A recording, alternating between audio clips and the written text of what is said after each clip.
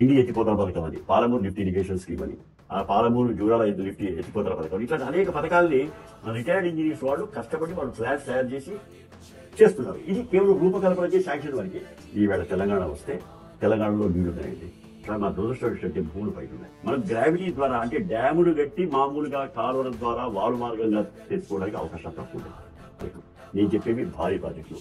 ఇవి కాకుండా అనేకమైన ఎత్తిపోతల పథకాలు అనేది ప్రభుత్వాన్ని మేము చెప్తున్నాం. ఎత్తిపోతల పథకాలు తీసుకురావాలి. ఎందుకంటే ఇక 50-60 లక్షల ఎకరాలు అనేక జిల్లాల్లో సారవంతమైన భూములు నీళ్ళ కోసం ఆవురు వాళ్ళకి నీళ్లు కావాలంటే నీళ్లు ఉన్నాయి. నీళ్లు లేవా? మీకు నీళ్లు ఉన్నాయి, కానీ ఎక్కడున్నాయి? కింద ఉన్నాయి. మీరు ఎక్కడున్నారు? పైన ఉన్నారు. అంటే ఈవేళ మన first floor second floor development నీళ్లు ఉన్నాయి కింద. మన నీళ్లు ఉన్నాయి కదా, కింద ఉండడానికి కూడా గ్రౌండ్ ఫ్లోర్ వాడికి ఇచ్చేస్తే ఎట్లా? మనం కూడా తీసుకోండి. మనం ఏం చేస్తున్నాం?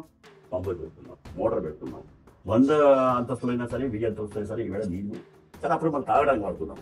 ఈవేళ సాగునీటి కోసం కూడా పంపులు పెట్టి ఆ నీళ్లను పైకెక్కించి నీళ్లు తీసుకురావాల్సిన అవసరం ఉన్నది. ఇంత పవర్ ఎక్కడి నుంచి వస్తుంది? ఆ పవర్ ఖర్చు భరిస్తారు. దీని ప్రశ్నలకు సమాధానం తెచ్చుకుంటున్నాం, వెతికాము.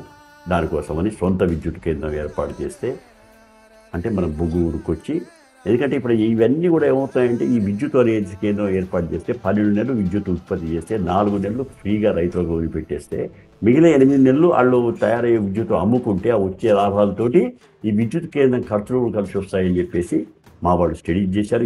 రిటైర్డ్ ఇంజనీర్స్ వాడు కేంద్ర ప్రభుత్వానికి సమర్పించాం. State government